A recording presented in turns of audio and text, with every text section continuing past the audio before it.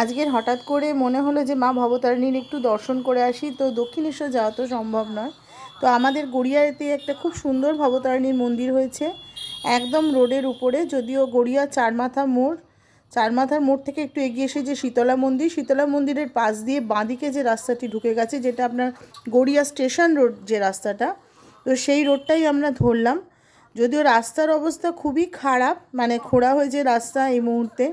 তো যদি কেউ আসেন একটু বুঝে শুনে আসবেন, কারণ রাস্তার অবস্থা খারাপ। যদিও বলা হয় যে মন্দিরে যেতে গেলে, মার কাছে যেতে গেলে রাস্তা তো একটু কঠিন হয়, সেই রকমই মনে করতে পারেন যে রাস্তাটার অবস্থা একটু খারাপ।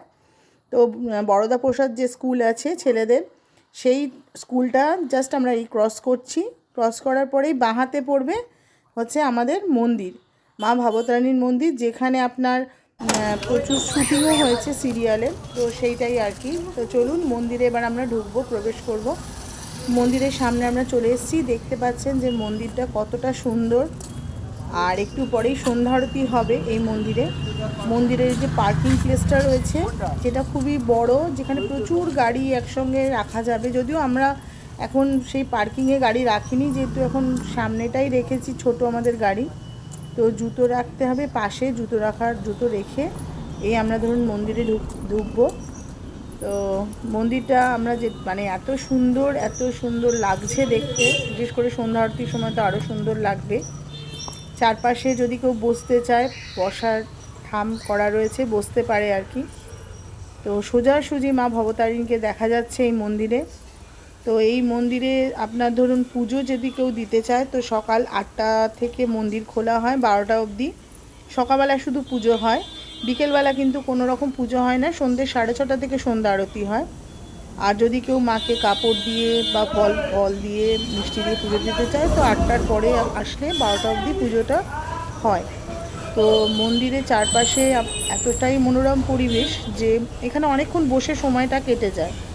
আর এখানে মা ভবতারিণীর সাথে রয়েছেন এক পাশে মা সারদা মা, আর এক পাশে শ্রীরামকৃষ্ণ, এই দুজনের মূর্তি রয়েছে। তো মন্দির এখন মোটামুটি ফাঁকা, যেহেতু এখন বিকেল, আমরা এসেছি ধরুন 5:30। আর মন্দিরের চারপাশটা একটুখানি আমরা ঘুরে দেখব। এত সুন্দর পরিবেশ যে এখানে অনেকেই আসেন। এবং সবথেকে বড় কথা যে এই মন্দিরের যাওয়ার পথটা খুব সোজা, মানে যে কোনোভাবে আপনারা আসতে পারেন। গড়িয়া স্টেশন ধরে অটো করেও এসে এই মন্দিরে আসতে পারেন। স্টেশন ট্রেন থেকে নেবে, মা ভবতারিণী মন্দির বললেই কেউ দেখিয়ে আপনাদের নিয়ে আসবে। এটা হচ্ছে পেছন দিকটা, মন্দিরের পেছন দিকে, যেখানে মার জিনিসপত্র সব রাখা আছে, টুকটাক জিনিসপত্র।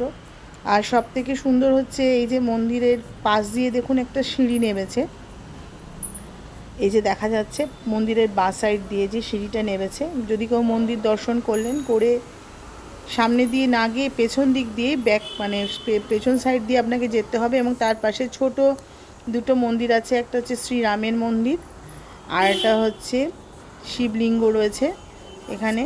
তো এই দুটো ছোট ছোট মন্দির, এখানেও আপনারা পুজো দিতে পারেন। পাশাপাশি দুটি মন্দির রয়েছে, মাঝখানে তুলসী মঞ্চ রয়েছে। এই পুজো দিয়ে এই সিঁড়ি দিয়ে দেখে নেবে এই দুটো মন্দির, ছোট ছোট মন্দির দর্শন করে আপনারা চলে যেতে পারেন। আজকের যে মন্দির পরিদর্শন আমি করলাম, এর পরের বারে আপনারা যদি চান তো সন্ধ্যা আরতির কীভাবে হয় সেটাও আপনাদের সঙ্গে দেখাবো। তো আজকের মতো এইটুকুই আপনাদেরকে শেয়ার করলাম। আপনারা যদি আসতে চান অবশ্যই আসতে পারেন, খুব সুন্দর জায়গা।